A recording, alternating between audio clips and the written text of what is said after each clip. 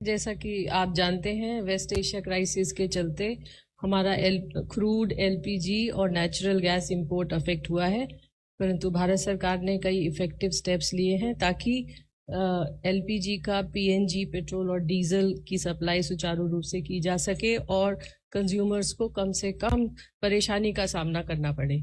इसके चलते मैं आपको ये बताना चाहूँगी कि डोमेस्टिक एलपीजी की सप्लाई नॉर्मल है और किसी भी डिस्ट्रीब्यूटर पर कोई ड्राई आउट रिपोर्टेड नहीं है।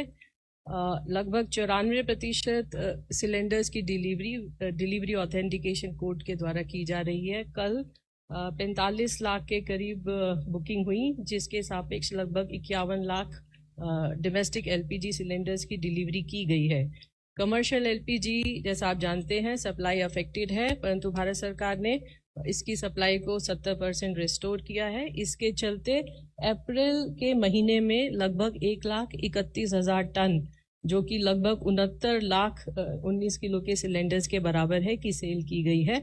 इसके अलावा कल के एक दिन में 8,199 टन कमर्शियल एलपीजी की सेल की गई है। 5 किलो के सिलेंडर्स 23 मार्च से लेकर अब तक लगभग 20 लाख से अधिक सिलेंडर्स की सेल की जा चुकी है। इसके अलावा कल लगभग 80,000 से अधिक 5 किलो के सिलेंडर्स की सेल की गई थी। इसके साथ साथ माइग्रेंट लेबर्स तक ये 5 किलो के सिलेंडर्स को आसानी से पहुंचाया जा सके, इस उद्देश्य से ऑयल मार्केटिंग कंपनीज लगातार कैंप लगा रही हैं और 3 अप्रैल से लगभग 7,800 ऐसे कैंप लगाए जा चुके हैं और इन कैंप्स में जो सिलेंडर्स की सेल हुई है उसकी संख्या लगभग 1,17,000 है। कल भी 350 कैंप लगाए गए और इन कैंपों में 8,100 से अधिक 5 किलो के सिलेंडर्स की सेल की गई। नेचुरल गैस के संबंध में जैसा आप जानते हैं, भारत सरकार का जोर है कि अधिक से अधिक लोग पीएनजी पर शिफ्ट हों। इसके चलते मार्च के महीने से लेकर अब तक 5,10,000 नए पीएनजी 5,10,000 पीएनजी कनेक्शंस को गैस दी गई है। इसके अलावा 2.5 लाख से अधिक कनेक्शंस के लिए इंफ्रास्ट्रक्चर क्रिएट किया गया है।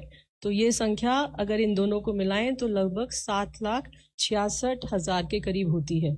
इसके अलावा 5,77,000 ऐसे नए कस्टमर्स हैं जो अभी रजिस्टर हुए हैं।